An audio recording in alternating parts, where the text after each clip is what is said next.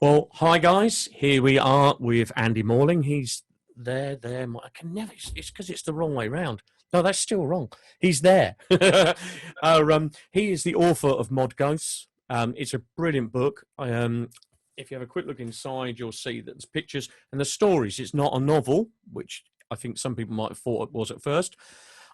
It's got loads of stories which are going to chime with lots of our audience. But that's enough about me talking about it. Andy, what's it about?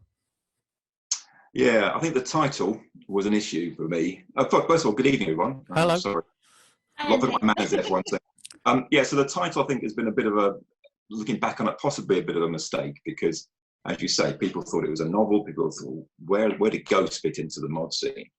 And the thinking behind it was two things, I suppose. One was the classic Jam song, you know, Ghosts. Yeah, So right, of course, yeah. it was originally going to be called Ghosts on its own, but I thought that'd be even more accessible to the mod crowd. But Mod Ghosts it's about, the original idea came out of my Twitter feed back in 2016 I started, which was comparing photographs from the revival with the exact same location in the present day. So the idea was to show how things had changed and that the places were still there, but the things had moved on. And so that was the basis of the book. It was to be a photograph book, a book of photographs. Okay. And then when I got people contributing their photographs, I thought, do you know what? Some of these stories are just as fascinating as the photographs themselves. Yeah. How people have moved on too, yeah? So we've all changed, we've all put on a bit of weight and lost a bit of hair over the years, but actually intrinsically the people have stayed the same too. So it's two things. So one was the locations had changed, and secondly, the people had changed. And it was about charting how those two things had happened over the last 40 years or so. Okay, so do you think the attraction of mod, especially in the early 80s, was everything music style guys, and probably, dare I say it, the Jam? Do you think? Yeah. For me personally, if I only speak for myself, really, Andy, for me it was really about something that was different. I was a little bit too young for punk first time around, and actually I'm glad that was the case because I wanted something that was new for me. So I was hitting puberty just around the time that the mod revival was starting. Yeah. When I saw Secret Affair on top of the Pops that Thursday night in '79, I thought, what the hell is this? It was so different to what was happening at the time. You know, people were dressing like, I'm trying to keep my language clean, but dressing badly around that time towards the end of the 1970s. And what I saw were these guys that were dressing smart. And from a working class background, I hadn't seen people dressing like that. Do you know what I mean? I hadn't been brought up around people wearing suits. Yeah. So to see this on the TV was just absolutely amazing. Well, and I thought, that's going to be me. But Andy, is it also about the suits? The suits aren't like the suits your teachers wore at school. You know, I mean, they were like cool suits, you know. And yeah. I put it on here, you know, one of the questions is, you grew up in Ipswich, I grew up in Cottenham. So do you think us out of towners had a different take on it? Because we wouldn't have seen perhaps ex-mods just walking around like they might have done in London. Do you see where I'm going with this? Yeah, I think it was harder in many ways, I think, because also being out of central London or out of London, we didn't have the touring bands coming to us. So we didn't get a chance to see Secret Affair in our hometown. We didn't get a chance to see some of the big mod bands playing in our local, our local sort of event hall. We just didn't have access to that. We didn't have access to the shops that perhaps London mods had.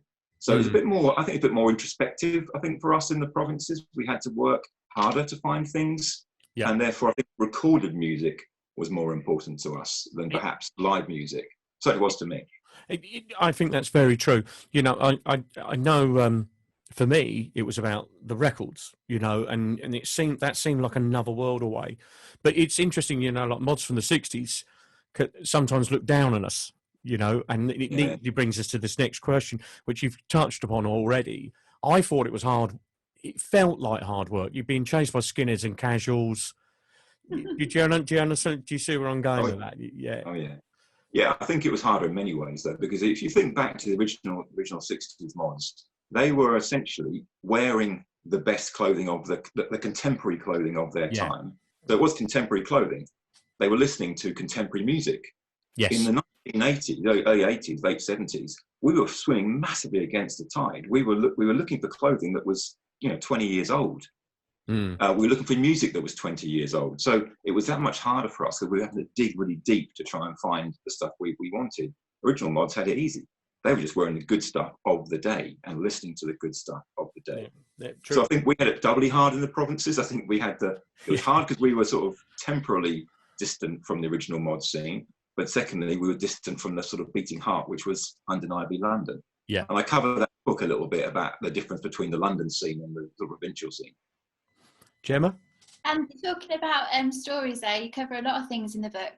There are countless stories in the book and ones which will resonate with the audience we have tonight.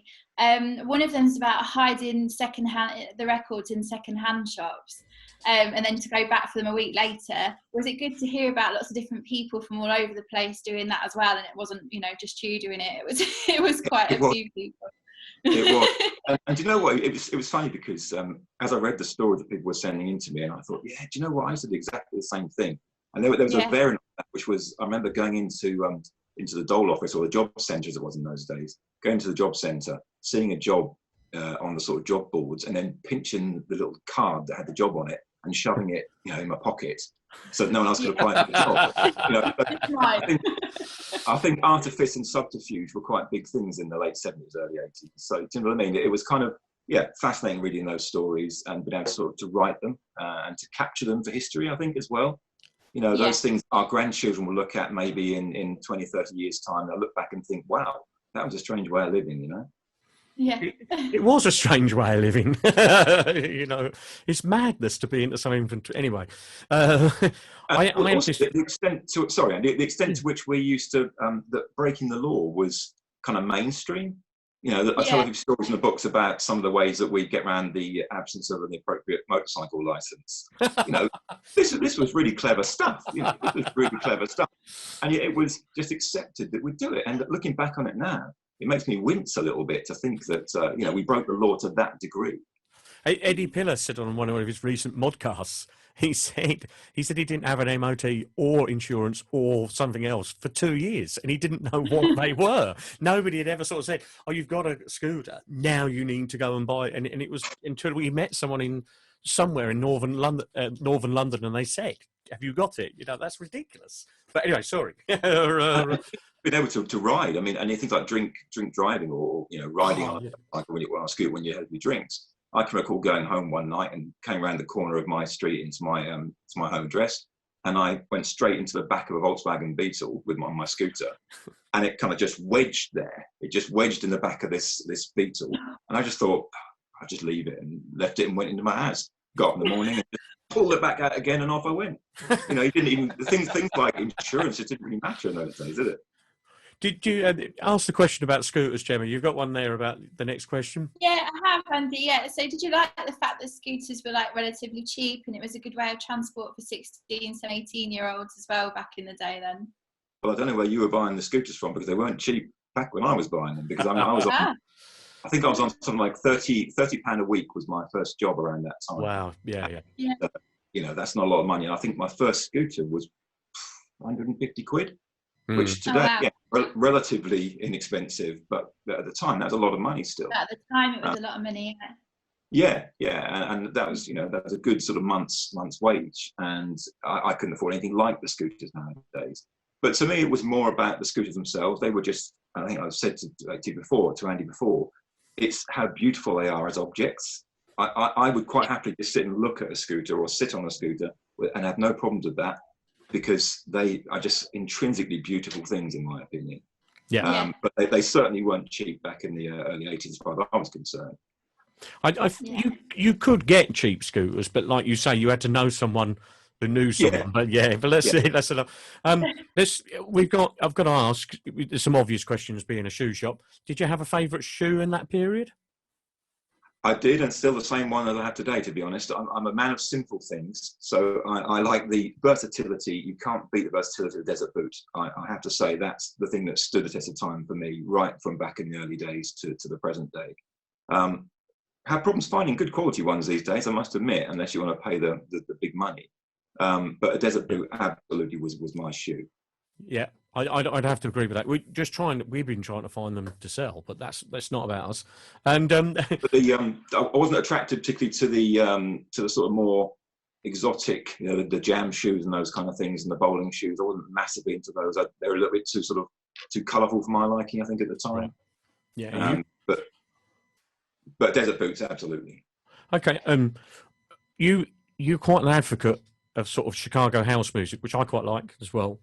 I see it as a simple extension from Detroit soul, and if you go back before that, New Orleans jazz and all of that sort of stuff. Is it from the same source? Is it modern mod music? If that's a way of putting it, do you feel? I think it is. I think the thing that connects, in my mind, well, there's several things that connect sort of the soul movement of the North States of America to house. And the main thing that connects, in my view, is that they are born of a time of oppression. So they're the result of oppression. So the Afro-American, the Latino, and the gay community in the sort of northern states of the US were suffering oppression in the late 70s. And I think that bred the house movement that we have today. That sort of sowed the seeds for the transition of disco into house. But I think the way that house has evolved over the years, I think it's still very current. And I personally believe the house that's being made today is the mod music of the present day. Okay. Which brings me into my question, Andy, actually. Okay. So do you think mod has a future, Andy, or can it have a future? Meaning, is there a recognisable form around today that you think, oh yeah, this is mod, or has it passed and gone? Yeah, it's a difficult one, that, isn't it? I think I talk about it a lot in the book, and I don't want to spoil it for those that haven't read the book yet. But I mean, my take on it is, I think it will die with us, with my generation. I do worry that there's not enough new blood coming through. My concern at the moment is that you've got two forms of mod in my view at the moment. You've got the backward-looking, almost pastiche of what mod was or what mod is, and then you've got that use the mod ethos.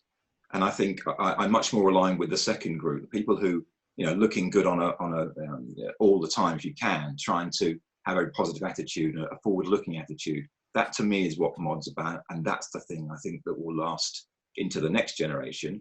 I think the backward-looking stuff, I don't know. I think it probably should end, if I'm brutally honest. Right.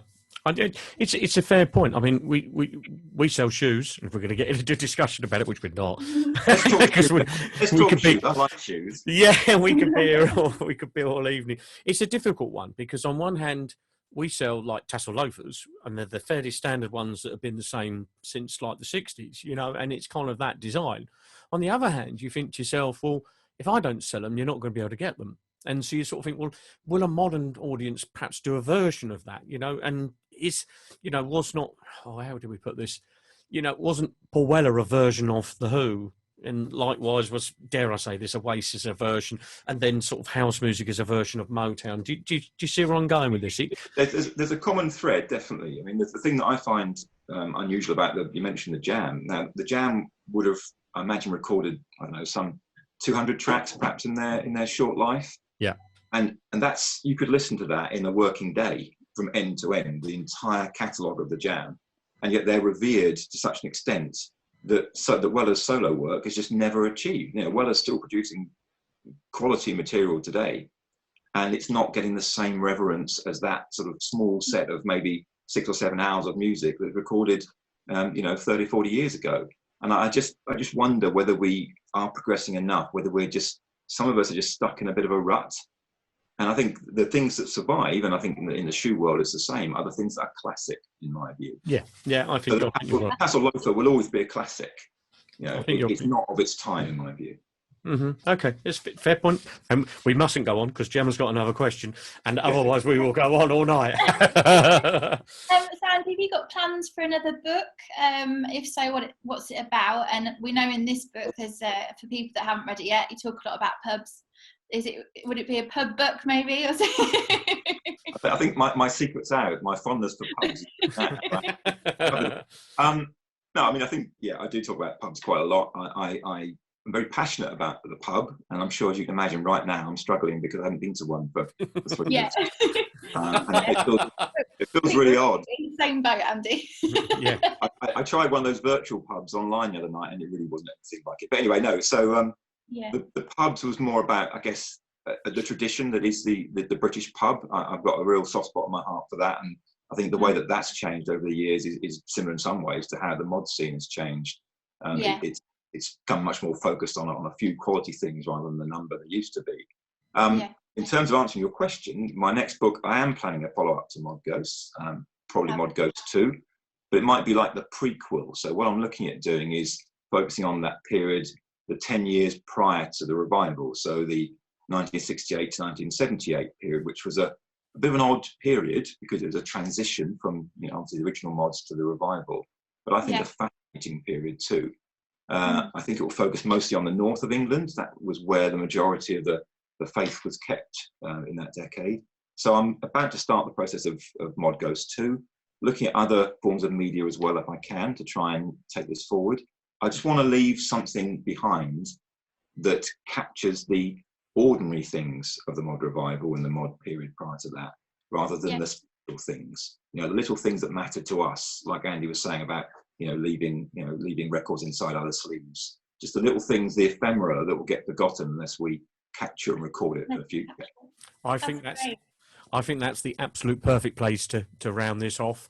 This is the book. Let me try and get it into the screen so we can actually show it. It's called Mod Ghosts. It's by Andy Morling. You can get it on modghosts. Is it .co.uk? Yeah. Yep. I think there's a few copies on eBay. The hardback, which we've got here, I think there's only 500 of, which is, I like that. So that's pretty good. I'm assuming you can buy it from there. Anybody else, or is that kind of? No. So my website and eBay at the moment.